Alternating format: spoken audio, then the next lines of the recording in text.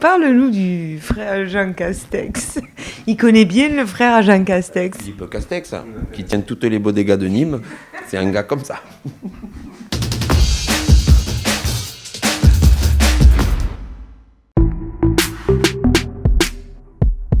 Moi, je suis concertiste internationale, grande artiste du piano. Et j'ai 2 intérêts dans la vie, la musique et mon mari.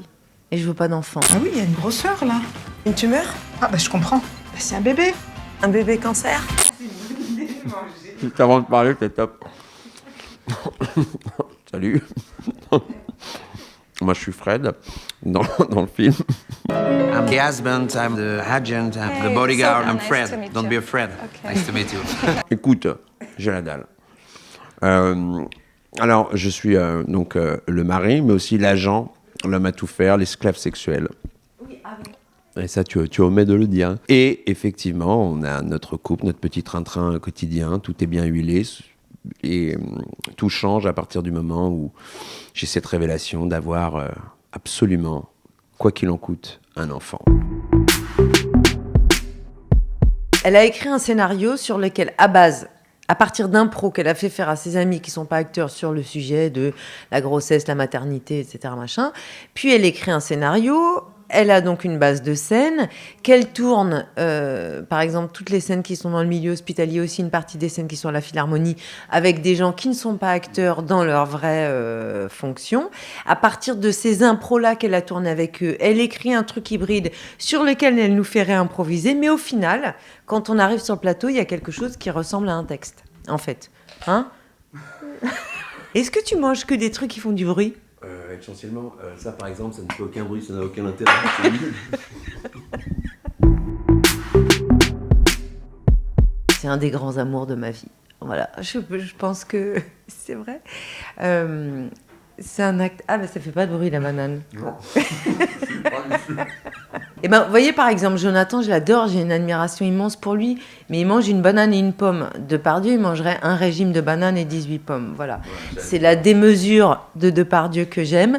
C'est sa trivialité avec sa grande poésie, son intelligence. Je pense que c'est un des mecs les plus intéressants quand il parle de ce métier, alors qu'il vient d'un milieu, il vient pas du tout du sérail et tout ça, mais il vient de Châteauroux, et on n'a rien contre Châteauroux. Mais ce que je veux dire, c'est que c'est son intelligence et sa sensibilité qui lui font comprendre de manière si personnelle et si brillante ce que c'est que ce métier, alors qu'il vient pas d'une famille d'artistes et tout ça. Et moi, j'ai une admiration sans borne pour lui. Voilà. Sophie Pétoncule. Pétoncule, pardon. Pétoncule. Ça, c'est des pleurs de rire. C'est quand tu joues aussi la tragédienne. Est-il difficile Ça, c'est des larmes. Ce qui est extraordinaire, c'est d'avoir été fan de quelqu'un à ce point-là et d'un jour se retrouver à côté d'elle, faire un film avec elle, lui mettre du Covid partout. Et voilà, ça fait partie de la magie de la vie. C'est vrai qu'on a la même nature de peau, de cheveux, un peu les yeux aux mêmes endroits. Non, c'est rigolo. Et puis dans la partie supérieure. Moi, attends, je connais des gens qui les ont là, les yeux. Je peux te dire que quand ça bouffe, c'est dégueulasse parce qu'ils voient tout. Mais non, en plus, c'est vraiment... j'ai rencontré, on s'est croisés une fois ou deux en se disant « Ah, Sosie !» parce qu'on lui disait la même chose. En plus, c'est quelqu'un de très cool, donc voilà. Enfin, il n'a pas fait grand-chose pour le numérique. Bah, il a quand même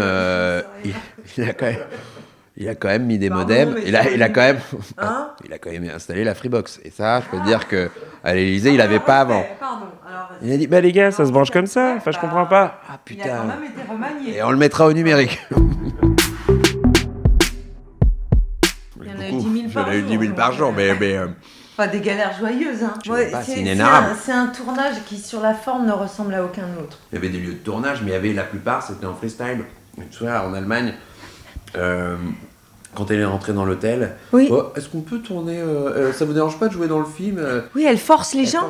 Enfin, les gens ne lui disent pas non. Non, en fait, elle force pas, elle propose, et les gens n'arrivent pas à lui dire non. Donc elle... On s'est retrouvé avec des gens qui ont joué dans le film, comme ça, ils étaient même pas au courant le matin.